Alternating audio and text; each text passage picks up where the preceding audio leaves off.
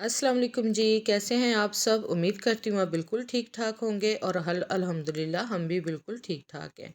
तो जी आज मैं आपके साथ बहुत ही मज़ेदार सी मसाला फ़िश करी टिक्का की रेसिपी शेयर करने वाली हूँ, जो कि बहुत ही मज़ेदार बनती है।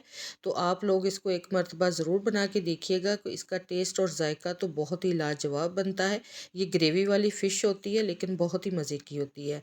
तो इसको किस तरीके से बनाया जाता है वो रेसिपी मैं आप लोगों के साथ शेयर करने वाली हूँ। तो चलिए जी हम यहाँ पर आ गए हैं अपनी किचन में मैंने एक खुला बर्तन ले लिया है और ये है मेरे पास 1 kg के करीब फ़िश है। तो इसको मैंने अच्छे से नमक और लेमन लगा के इसको तकरीबन 5 से 6 घंटे के लिए रखा था, जो कि अच्छे से ये टेंडर हो चुकी है फ़िश। अब इसको मैंने धो लिया, धो के अच्छे से इसको खुश्क कर लिया है। अब हम इसको लगाएंगे मसाला। इसका मसाला बनाने के लिए जी पहले हमने फ़िश को जो है ना इसको साइड पे करते हैं और लेते हैं एक प्लेट। इस प्लेट में हमने जो है ना सूखे मसाले जो है वो डालने हैं। सबसे पहले मैंने नमक लिया है 1 चाय का चम्मच, हल्दी ली है 1 चाय का चम्मच और सुर्ख मिर्च मैंने ली है 1 चाय का चम्मच और सूखा धनिया मैंने लिया है 1 चाय का चम्मच। अब इसको सब मसाले को हमने कर देना है मिक्स। मिक्स आपने अच्छे तरीके से इसको कर लेना। अपने टेस्ट के मुताबिक आपने सारे मसाले जो डालने हैं, जितने आप यूज़ करते हैं उस हिसाब से आपने मसाले डालने हैं। तो यहाँ पर ये देखिए जी अब इसमें ऐड करेंगे हम सारे मसाले।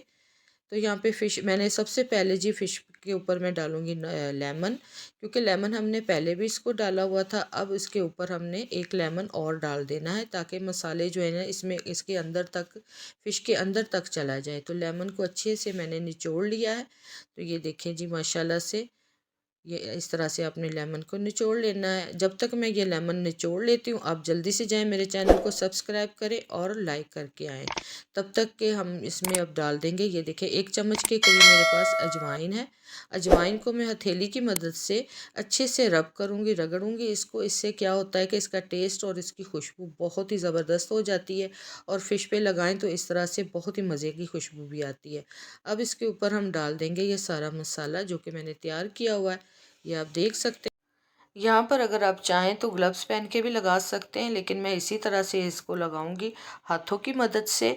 इसको मसल मसल के इसके अंदर तक जो है ना मसाला रच जाए, आपने इसी तरह से इसको लगाना है। और इसको तकरीबन हम थोड़ी देर के लिए रखेंगे। पकाने से पहले तकरीबन 1 घंटा या 2 घंटे के लिए मैं मसाला लगाकर इसको रखूँगी।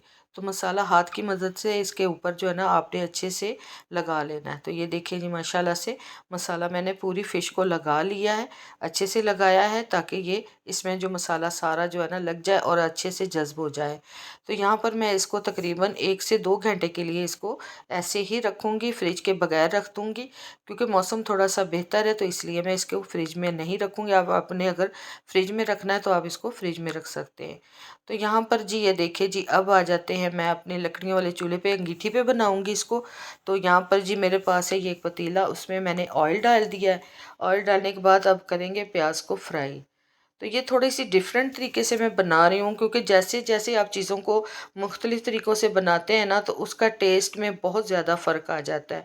और यहाँ पर मैं सबसे पहले ये देखें अदरक लहसुन का पेस्ट बनाऊँगी। सबसे पहले मैंने थोड़ी सी हरी मिर्च ली है।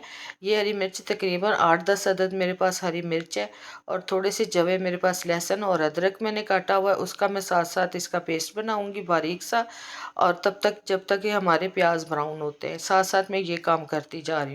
अगर आप गैस पे बनाते हैं तो उस पर बड़ा इजी रहता है काम करना। अगर आप लकड़ियों पे बनाते हैं तो उसके लिए थोड़ी सी साथ साथ मेहनत ऐसे ही करनी पड़ती है। तो देसी स्टाइल से बना रही हूँ तो ज़ाहिर है देसी तरीका ही आप लोगों को दिखाऊंगी। यहाँ पर जी प्याज जो है ना मेरे फ्राई हो चुके हैं। मैंने पैन को नीचे उतार लिया अपने पतीले के, क्योंकि ज़्यादा फ्राई ना हो जाए प्याज इसलिए। तो यहाँ पर आप देख सकते हैं मैंने गोल्डन कलर के प्याज किए हैं। तो इसको मैं अच्छे से निकालूंगी नितार के। इसी तरह से ये देखिए इसको प्लेट में मैं फैला दूंगी ताकि प्याज जो है ना वो कड़क से हो जाएं। अभी इसी ऑयल में हमने फ़िश को फ्राई करना है।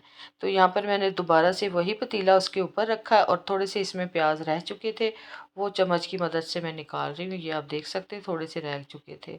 तो अब यहाँ पर जी हम करेंगे फ़िश को फ्राई। तो फ़िश को इसी तरह से मैं फ्राई करूँगी। यकीन करें कि इतनी मज़े की ये फ़िश बनती है ना, आप ज़रूर इसको बनाइएगा। इसको तिक्का फ़िश मसाला करी भी कहते हैं और इसको मसाला करी भी कहते हैं। तो ये दोनों नाम इसके होते हैं, अक्सर इसको बनाते हैं इसी तरह से, इसी नामों से। तो आप लोग भी इसको ज़रूर इसी तरह से बना के देखिएगा, मेरे तरीके से बहुत मज़ेदार बनती है। अब इसको अच्छे से फ्राई होने देते हैं और इसको हल्के हाथ से उलट पलट करके हमने इसको फ्राई करना है। तो इसको सख्त हाथ नहीं लगाने, क्योंकि जैसे फ्राई करें तो ये फ़िश जो है ना वो अक्सर आपको पता है टूट जाती है। और यहाँ पर जी फ़िश हमारी हो चुकी थी फ्राई। अब इसको एक प्लेट में निकालेंगे और आप बड़े एहतियात से आपने निकालनी है कि ये फ़िश टूट ना जाए। ये अक्सर बड़ी जल्दी बन जाती है। यकीन करें कि 5-10 मिनट में आपकी फ़िश बन के तैयार हो जाती है। सिर्फ इसका मसाला बनना ही होता है, बाकी जो है ना सब चीज़ें रेडी होती हैं। और अब यहाँ पर जी मैं जो अदरक लहसुन मैंने कूटा हुआ था उसको डालेंगे। तो आप देख सकते हैं उसी ऑयल में मैंने प्याज भी फ्राई किया, उसी ऑयल में मैंने फ़िश को फ्राई किया। अब उसी ऑयल में मैं इसका मसाला तैयार करूँगी। एक्स्ट्रा ऑयल मैंने बिल्कुल भी इसमें यूज़ नहीं किया। तो ये देख सकते हैं। अब इसका मसाला हमने अदरक लहसुन डाल के इसको अच्छे से भून लेना है। उसके बाद मेरे पास ये 2 अदद टमाटर का पेस्ट है। अब इसको डाल के मैं इसमें करूँगी, पकाऊँगी इसको अच्छे तरीके से। आप चाहें तो बारीक बारीक टमाटर भी काट सकते हैं। अब थोड़ा सा उसमें मैंने पानी डाला जग में और उसको मैंने हिला के अच्छी तरीके से वही पानी इसी में टमाटर में मैंने डाल दिया है, ताकि सारा टमाटर जो है ना इसी में आ जाए। अब मेरे पास ये मसाले हैं, सूखा धनिया, सुरख मिर्च, हल्दी, नमक और गरम मसाला। तो गरम मसाले में सिर्फ मेरे पास ज़ीरा और काली मिर्च है। इसके अलावा मैंने इसमें कोई और ज़्यादा मसाले ऐड नहीं किया। आप टेस्ट के मुताबिक सारे मसाले ऐड कीजिएगा। मैंने इसमें तकरीबन 1 टेबल स्पून सुरख मिर्च और बाकी चाय के चम्मच के हिसाब से सारे मसाले ऐड किए हैं। अब इसकी हमने कर लेनी है अच्छे से भुनाई। बिल्कुल सादी फ़िश बना रही हूँ, सादे तरीके से, सादे मसालों के साथ, लेकिन जायके में ये ऐसा लगेगा जैसे आपने बहुत ज़्यादा इसमें सब मसाले डाले हुए हैं। यकीन करें कि बहुत कम मसालों में ये चीज़ें बड़ी अच्छी तैयार हो जाती हैं। यहाँ पर जी प्याज जो मैंने ब्राउन किया हुआ है, इसको हाथ की मदद से अच्छे से हमने मल के इस तरह से इसको अच्छे से हमने मसल के प्याज को तो इसमें ऐड कर लेना है। इससे क्या होगा कि मसाला आपका बड़ा दानेदार सा बन जाएगा। अगर आपने सादा मसाला इसी तरह रखना है तो आप पानी ऐड ना कीजिएगा।